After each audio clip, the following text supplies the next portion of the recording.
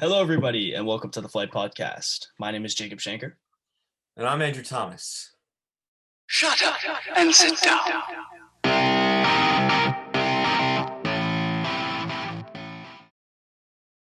Well, it's another week. We're here again. Apologies that we didn't post over on Friday. This is going to be a bit of a different episode. Special episode. Very special. Yeah. But let's go aside from sports and everything. I mean, there's a lot going on, especially even just movies. I mean, the Justice League movie. You excited for that? Yeah, I don't know if I'm too excited about that, but I gotta rewatch the trailer and get myself hyped up to watch it. Yeah, I mean, they came out with the final trailer, and Yeah, I still have to watch WandaVision. This man has been scolding me for about a week now. It's been a week. Okay, Yeah, bro. I have to watch it with Mr. Jacob Dax. You do have to watch it. The finale. Okay, I'm not spoiling it for anybody. It's a great show, though. Overall, it was a good show. So for today's episode, me and Andrew are going to be giving the Flight Podcast official top 5 NBA franchises of all time and our top 5 teams, like the individual seasons that these teams had. Yep. The best ones and our honorable mentions. This is the only possible list. There's no other list. You cannot argue it. Yes. We are right. We are right. The only one is actually no, yeah, you can't argue any of this. To be honest, you can argue the top 5 teams. You can't argue the top 5 franchises. No, yeah. Let's go. Let's start with the franchises. Introduce them. Let's talk about the fifth one. Number 5, the Golden State Warriors. This is no shocker that they're in the top 5. They almost three-peated. Mm-hmm. They've had 3 championships in the past 5 seasons. They already had more before that with Wilt, Rick Barry. I took a little break. They also had Chris Mullin. That helps their franchise strength. Steph Curry really brought this franchise to the roof. And that's why they're top. That's why they're number 5. He really did. The Warriors before this Steph Curry era, I think this is what we can call it, the Steph Curry era, since he pretty much changed the game. I mean, if you had to put 4 guys on the NBA monument, you got to put who changed the game the most? Who changed the game the most? You have to put Michael Jordan, LeBron James, Kobe Bryant, and Stephen Curry. Nobody else. Those 4 guys changed the game. Stephen Curry changed the way that players shoot the three-pointer. He changed how players play offense, how teams play offense as well. Yeah. So Steph Curry is evolutionary. He is. But aside from just Steph and his success, Revolutionary. Yes, but the Warriors just in general have been a remarkable team. Like you said, they won those 3 titles in the past few seasons, and the 3 they won before. So they have a grand total of 6 titles, 11 NBA Finals appearances, and they've been in the playoffs for many, many, many years. So they're definitely on there. They definitely have to be there. Yep, 100%. Number 4. Chicago Bulls. Mm-hmm. And this is also a reason why Michael Jordan is the GOAT, because he single-handedly brought this team to number 4 on the list. I don't think so, buddy, but okay. I think so. I don't think the Bulls didn't have anything. All their 6 championships are from Michael Jordan. He brings their winning percentage up, their regular season wins up, I can say the same thing about the Cavaliers. Okay, well, the Cavaliers are at the number 4 best team in the entire league. That's also because the Bulls had Scottie Pippen, Dennis Rodman. Yeah, well, you can say the same exact thing because LeBron had a ton of help in the past as well, just like Michael Jordan did. But we already know Michael Jordan is better for the fact that Michael Jordan is just the GOAT. He is the best. No one's better than him. I don't give a damn why you think LeBron is better. You're just a Bron sexual. May I mind you, how are you doing? I know that you hit your head the other day and you're having a little bit of trouble really figuring out how to think. I'm falling and I can't get up. Exactly. No, but I think I'm good. I think I'm good though. You think you're good? Okay, that's good. But besides that, no, yeah, the Bulls are 100% deserve this. Michael Jordan deserves this. The Bulls deserve this. Michael Jordan. Tony Kukoc deserves this. the Bulls in the time that they've been here, they've been in the NBA for a little over 50 years now. And they've done remarkable things. The Michael Jordan era that they had, the Derrick Rose era, which even though it didn't last as long, it's still great. Still helpful to this franchise. They have one of the best playoff win percentages in the NBA. Michael Jordan has one of the best win percentages. Okay, I'll stop. You're a Jordan sexual. You want to talk about me being a Veron sexual? Well, you've been a Veron sexual for all your life. And you've been a Jordan sexual for years now. Since about a year. This debate. Yeah, I mean, the Bulls are just a great overall team. They've had stacked players, which we mentioned before. We'll mention again later. But it's just an all-around great team. Yeah. Let's go to number 3, the San Antonio Spurs. Mr. Tim Duncan, Mr. George Gervin, Tony Parker, Manu Ginobili. Everybody was on that team. Leonard, David Robinson. I mean, they are probably, besides the 1 and 2 that we're going to name, they are one of the most remarkable and most impressive teams. I think they're the best. They're definitely the best franchise of the past 20 years, in my opinion. Yes. The dominance that they had with probably their leader, the 2 leaders, Tim Duncan. Greg Popovich. Tim Duncan. Yeah. Greg Popovich is the best coach of all time. That's my call. Phil Jackson's number 2. Greg Popovich is the GOAT coach, in my opinion. Yeah, I agree.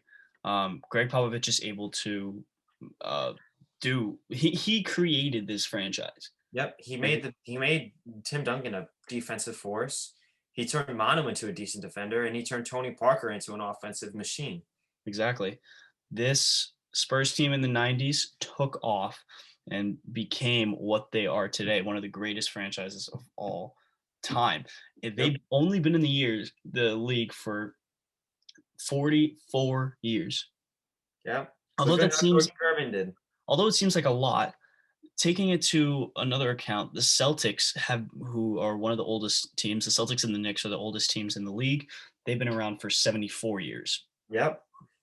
So the fact that the Spurs are doing that, and they have the best regular season win percentage, and they have the 4th best playoff win percentage, and 5 titles. I mean, it can't get any better, can it? I can't speak. You cannot get better than that. And introduce number 2. Who we got for number 2? We got the Boston Celtics. 17 championships, tied for number 1 now. And there's nothing much you can say that could put them any lower than this. Yeah. 11 championships, Mr. Bill Russell carried this franchise. He's the 4th greatest NBA player of all time. Yeah, he is the epitome of this franchise. I mean, he's the best winner in sports. Yeah, I mean, besides the Celtics 90s drought where they pretty much were not able, they pretty much didn't have a team in the 90s and early 2000s. And well, even just I mean, the 10s now they're starting to pick up the pace with getting a team, but they didn't really have a consistent team.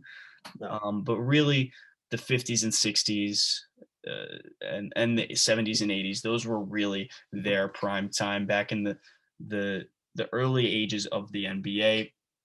They're, like I said, one of the oldest teams in the NBA. They are remarkable for everything they do. They have a ton of great players from Bill Russell, Larry Bird, Paul Pierce, John Havlicek. I mean, I could talk about it. I mean, the Bill Russell teams that he had, they were all Hall of Famers. Like practically all of them were Hall of Famers. Almost all of them, yeah. It's crazy. And let's go on to the number 1 team, and that is undoubtedly the Los Angeles Lakers. In their 72-year reign, they are also tied for the 17 titles, but they have been to over 30 NBA finals. The other closest team is what we just mentioned, the Boston Celtics. They've been to 21. How? Yeah, I mean, you can't argue against that. Lakers are without a doubt the best team. Yeah. They are the most dominant franchise of all time. They have not had they never had a real drought. You could argue the 90s. Yeah, they had a drought. They had a drought from the 90s, yeah, now. the reason I'm saying that they didn't have that big of a drought like the Celtics is because they at least made the finals one year in the 90s. That was the early 90s. I know. I'm saying 1 year. The Celtics had nothing in the 90s. And then the mid 90s, they were gone. And not to mention the fact that the Lakers didn't make the playoffs for a good 7 years from when Are you trying to go against the Lakers? What's going on? You think they're not the number one franchise? No, they are, but I just think that you're wrong in your statement that they only had one drought. Okay. All right. But I mean, they're still the most dominant team in the NBA. Yeah. But they have their flaws. Yeah, of course. Every team has their flaws. A lot more have more than others. But I mean, the Lakers have the least amount of flaws than any other team. Yeah. That's the thing. And they're all-time team. Well, right now I think the Spurs are the least flawed because they're the most consistent franchise. Not really in the 70s. They haven't really well that was when they started out. Whenever the franchise starts out, they're not going to be good. But from the 80s on, the Spurs have been the most consistent team. Made the playoffs most of the years. If they had injuries with David Robinson, Tim Duncan, they didn't. You know what's actually really interesting? The Lakers won the year they came into the NBA. They won their first year and their second. That was in the 40s. Yeah, I know. I'm just saying. That was in the 40s. But yeah, their team is still unbelievable. Kobe Bryant, Magic Johnson, Shaq, Kareem, Elgin. I mean, I could talk it can keep going on and on by the remarkable players that they had on the team. Yep, really can, because the Lakers are just phenomenal. Yeah. All right, let's go into some honorable mentions. Let's talk about those. We got the 76ers, and then we got the Pistons of Detroit. I think that the 76ers are slightly better for the fact that they've had so many better players. The Pistons are a little bit better championship-wise, but let's be honest here. Who is the best Pistons player of all time? Isaiah Thomas, right? Mm-hmm. You don't consider Isaiah Thomas a super-duper superstar. Like, he's an Hall of Famer, obviously, but he's not super, that good.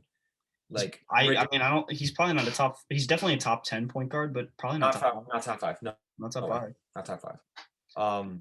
I think that the Bad Boy Pistons were so good because they had such a good team. And if I'm being honest here, I think they'd only have one championship if Scottie Pippen didn't have a migraine. Yeah. Am I right about that? You probably are. I mean, The Sixers are just a better overall franchise. I mean, they have a better win percentage. Better players. Yeah, better players. Dr. J is someone you can say, oh, he's a super duper superstar. Dr. J, Wilt Chamberlain, Charles Barkley. Allen Iverson. Allen Iverson is one of the most underrated players of all time. He is. And that's why everyone says, thank God Allen Iverson wasn't 6'5". Oh my God. Could you imagine? That would have been so scary. He would probably average 40. Probably, yeah. I probably could say that. But another one team that you didn't mention, which I feel like they don't really get enough recognition as a franchise, is the Miami Heat. I think that they. Oh, I think they get enough recognition. I think they do. I think they dominated over the past 15 years, but before that, they were going to the playoffs. Nothing much better. I think the Rockets are a better franchise than them. Than the Heat? Yeah. No, absolutely not. Hakeem Olajuwon?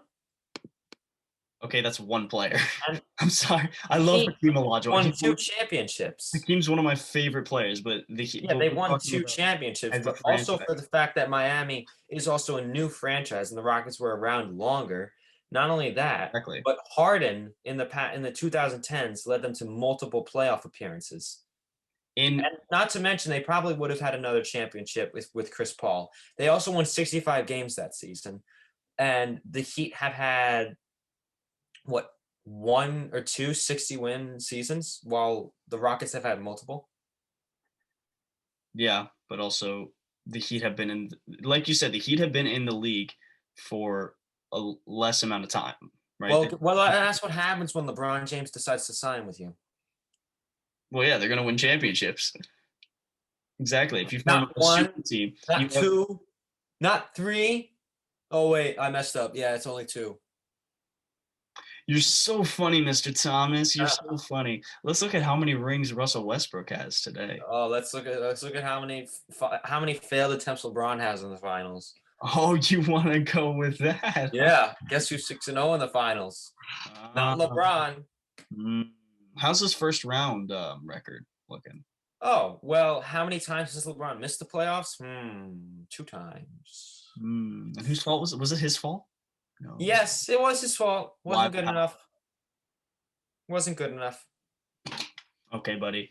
Let's go on to the MJ never missed the playoffs. Top 5 teams of all time. Top 5 teams of all time. Let's go to number 5. Probably this should probably be number 1 because of they're led by the GOAT, the greatest of all time, the best all-around player. He can. Yet they still lost, and he had to get saved by Ray Allen. Tim Duncan should be a 6-time champion. They lost?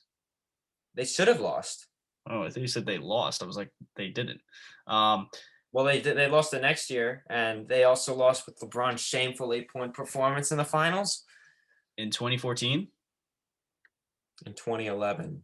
In 2011. You're confusing me with the timelines that you're saying because you went from 2013 to 2014 and then back to 2011. Yeah. Sorry.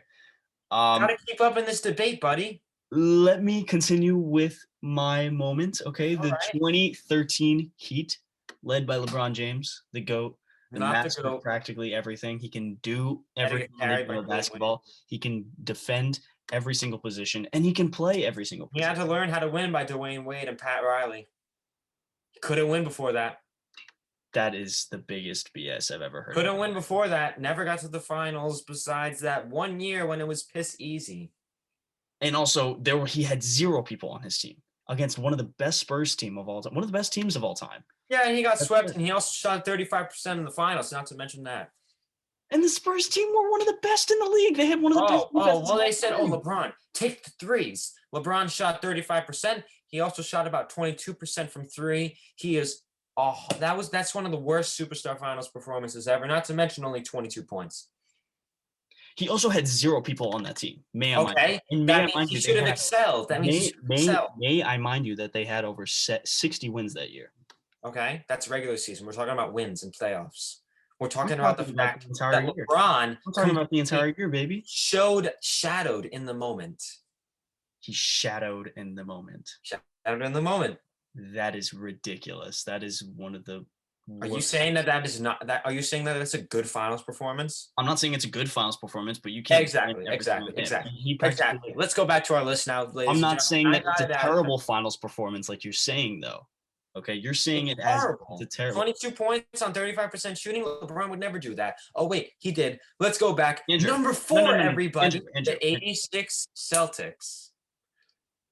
The best small forward of all time. I'm kidding. The second best small forward of all time. He's ready to punch his computer screen. I'm ready to come to your house and punch you. Mr. Larry Bird and the 86 Celtics. Phenomenal team. They also went up against Michael Jordan and they almost lost one game. You may go, sir. Yeah. Okay. Besides, I just want to say one more thing. LeBron's a GOAT. But okay, that's it. I'm done. End of discussion. We're done. That's it. 86 Celtics. They had the star power they had on that team was unbelievable. Larry Bird, like you said. Dennis Johnson, Kevin McHale, Robert Parrish, Bill Walton. I mean, it's such Danny Ainge. Now they're GM. But and even coached by the great Casey Jones, who's also a Hall of Famer. Yep, he's good. Yeah. He was up 65 Celtics. Yep, they went 67-15 that year. They had the best offense, the best defense, one of the best offenses and defenses just of all time in general. May I mention that is better than LeBron's best record?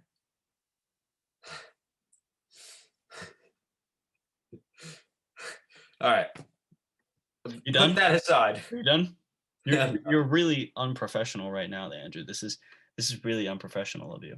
I'm very professional. Come on, ESPN might be listening, and this is just very unprofessional of you. All right, let's go. 2016 Warriors is number 3. Oh wait, who beat them? Who beat those Warriors? Who beat them? Guess who's at number 1? The Lakers? The 2016 Warriors went 73-9, the Mhm. best regular season team of all time. Even though it's very like we don't view them as that elite, like that elite for the fact like Curry was phenomenal, unanimous MVP. Klay Thompson phenomenal. Draymond Green, one of the best defenders. He was really good that season before he fell off. The 2016 Warriors also had a phenomenal bench, very great depth. It was ridiculous how good they were all around. What? Great coaching. Yep, they had Iguodala. I want Iguodala. Yeah, I could not have said anything better. I mean, and people also forget, because I know this 2016, we obviously have to think about the finals, but you're forgetting about this Warriors team. They came back from a 3-1 deficit against the Thunder. Just like LeBron. Just like LeBron. The Thunder choked, and Steph was able to pull up and get all those step back threes that you hear from Mike Breen going, Curry from 3, bang! I mean, it was a great. This is probably the best season in like basketball ever. The 2016 was probably the best. The dunk contest was great. You have Steph Curry who went off. This is the 3-point contest. Steph Curry lost against Klay Thompson. Yeah, this was as a finals. This is probably the most entertaining finals to ever watch.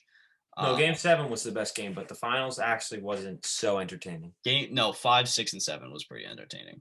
Yeah, it was all blowouts. So the first two were, yeah. But and even Kobe retired. Kobe and Tim Duncan retired. Kobe 60-point game. Exactly. Best game winner. Exactly. And so all around, it was just a great season for the NBA. And to top it off with this team. And so number 2, we're going to put in with the best Lakers team, comprised of 2 of the deadliest players of all time. The 2001 Lakers, led by, as I was mentioning, Shaquille O'Neal and Kobe Bryant. The late Kobe Bryant. May he rest in peace. We love you, Kobe. Rest in peace. Yep. I mean, Shaq coming off the season after the MVP, being unbelievable. Like, even though he didn't do as well as he did his MVP season, he still did. He was still insanely dominant. And Shaq should probably be a 2-time MVP. Sorry? Shaq should probably be a 2-time MVP. He should have won it against Steve Nash. He should have won it against Steve Nash. And honestly, I was looking at it the other day, and I got to say, like, I could not wholeheartedly 100% say that AI should have won that. Yeah, I think AI should have won it, but also AI was so ridiculously good, and he led that team to the best record. That's the only reason why I'm saying that I'm hesitant about it, is because of how he led that team. Because in terms of everything else, Shaq practically beat him in everything, like absolutely everything. Only thing the fact is that AI was the most valuable player to the team. Yeah. I mean, I feel like MVP voting is always so confusing, because you have people that vote and they use that tactic, the mindset that you're saying, how the player that was able to do the best and pretty much like what AI was doing. He had nothing, and he was able to make it as one of the best teams in the NBA at that time. But also there's the argument that, it should be the best player on the best team. And people are saying, even in today's NBA, people are saying, that's Donovan Mitchell MVP. No, that's why it's very confusing on which to say it. Even you use it sometimes. When you were saying James Harden in the 2018 MVP. Well, James Harden definitely deserved that. Absolutely not. But that's besides the point. Oh my goodness, bronze sexual. No, I'm just stating facts, and everyone knows that. You're the only person I know that thinks that James Harden should have won. He definitely should have won. It doesn't matter. LeBron lost first off. James Harden, you can't change history, but I'm just saying. All right, let's introduce the number 1 team. The best team of all time with the GOAT, Michael Jordan, the 95-96 Chicago Bulls. This was Michael Jordan's first full season back. He also played all 82 games, which LeBron only did once. Michael Jordan did multiple times. That was the year that Scotty was pretty much the same as he was before, but that's also the first year that Dennis Rodman came into effect, which really helped them develop their team. And they went 72-10. Michael Jordan showing his greatness, Scottie Pippen being a killer, and one of the greatest defensive teams of all time, probably the greatest defensive team of all time, if I'm being honest. Possibly.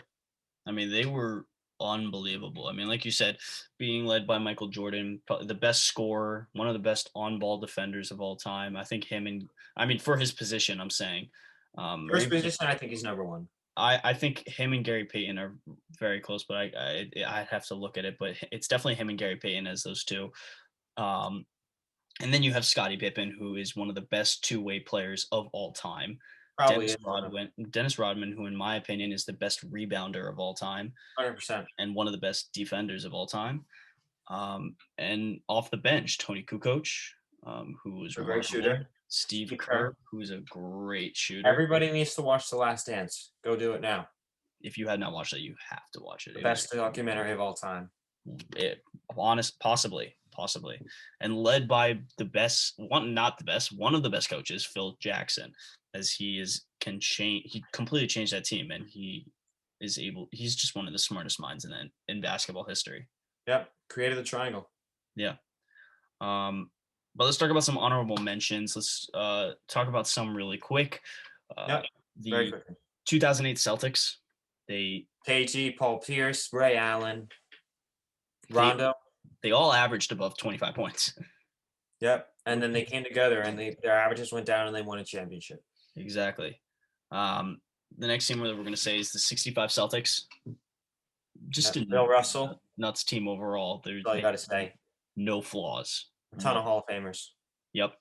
And the 87 Lakers. Magic, Kareem. Yeah. James Worthy at his peak. Byron Scott, 3-point shooting. That was crazy. Michael Cooper also. He's a great perimeter defender. He is. I forgot about how good that team was, actually. Yeah, they were so good. They really were.